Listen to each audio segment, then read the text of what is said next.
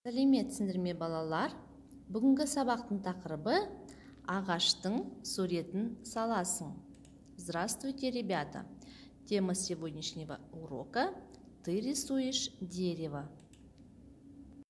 Тыңда, қайтала, оқы. Слушай, повторяй, читай.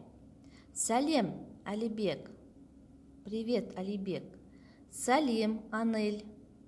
Привет, Анель. Мынау ненің суреті?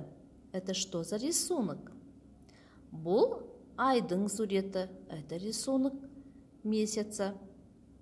Мынау ненің суреті? Бұл ағаштың суреті. Это рисунок дерева. Оқылым, жазылым. Чтение и писание. Бірінші тапсырма. Оқы. Суреттің орнына қажетті сөзді қойып жаз. Первое задание – прочитайте. Вместо картинок нужно поставить нужные слова. Например, бірінші. Анель күннің суретін салды. Анель нарисовала солнышко. Оның суреті жақсы. Ее рисунок хороший. Второе предложение. Алибек бұлттың суретін салды. Алибек нарисовал тучи. Оның суреті әдемі. Его рисунок красивый. Үшінші сөйлем. Мен айдың суретін саламын. Я нарисую месяц. Айтылым, устная работа. Екінші тапсырма. Я, жоқ деген сөздерді қолданып, сұрақтарға жауап бер. Второе задание. Используя слово «да» либо «нет», нужно ответить на вопросы. По образцу. Образец үлгі. Я, мен сурет саламын.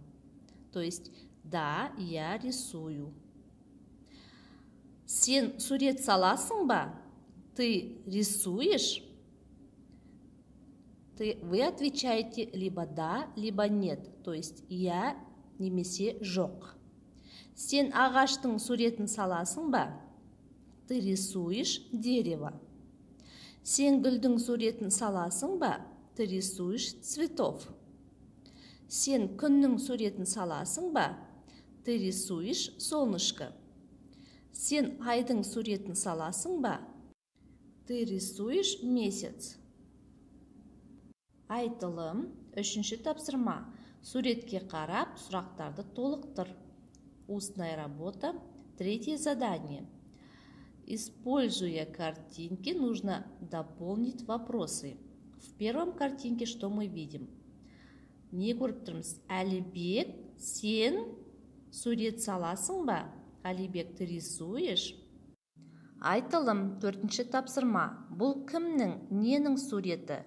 Суреті қандай? Сұрақтарын қолданып, диалог құрыңдар. Устная работа, четвертое задание. Используя вопросы «это чей рисунок?»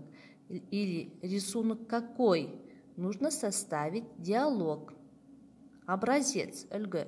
Бұл ненің суреті? Это что за рисунок? Бұл ағаштың суреті.